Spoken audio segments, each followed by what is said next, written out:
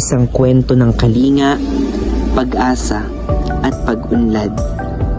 Samahan niyo kami sa 4 na araw na paglalakbay ng Bachelor in Mathematics and Science Elementary Education second year students ng Philippine Normal University South Luzon sa Barangay Magsaysay, Lopez, Quezon, kung saan ibinahagi nila ang kanilang kaalaman at pagmamahal sa mga batang nagbibigay importansya sa edukasyon. Ang proyektong ito ay pinamagatang Kalinga para sa Bata, Karunungan at Kaunlaray Karapatan ng Bawat Kabataan, sapagkat naniniwala ang mga estudyante na ito na hindi pa rin nawawala sa kabataan ang pagiging pag-asa ng bayan. Unang araw, nagsimula ang lahat sa isang mainit na pagtanggap at oryentasyon. Dito, nabuo ang pundasyon ng pagkakaibigan at pagtitiwala sa pagitan ng mga estudyante at mga bata, pati na rin ang mga taong nakaalalay at tumanggap sa kanila sa lugar na ito. Isang simula ng isang espesyal na relasyon na magbubunga ng paglago at pagkatuto.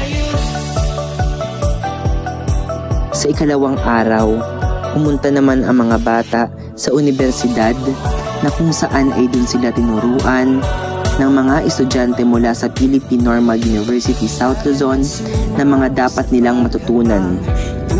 Ang grupong ito ay nagtuon sa paghubog ng mga basic concepts sa matematika katulad ng pagbibilang, pagdadagdag, pagbabawas, pagpaparami at paghahati. Sa ikatlong araw, itinuloy ang pagtuturo sa mas mataas na antas.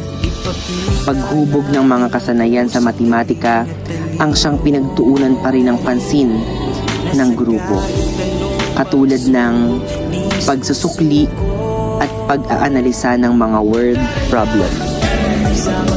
Lahat ay inihanda upang mapalago ang kanilang kaalaman at kakayahan. Sa huling araw, isang espesyal na pagkilala ang inihanda para sa mga batang nagsikap.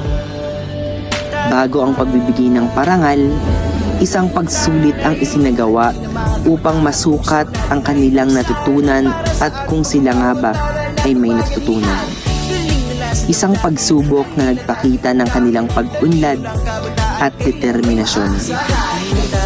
Dito, nakita nila na halos lahat at karamihan sa mga estudyante ay natuto at mas tumibay pa ang pundasyon pagdating sa iba't ibang asignatura, partikular ang matematika. Hindi lamang ito isang proyekto. Ito ay isang pagpapakita ng tunay na kalinga.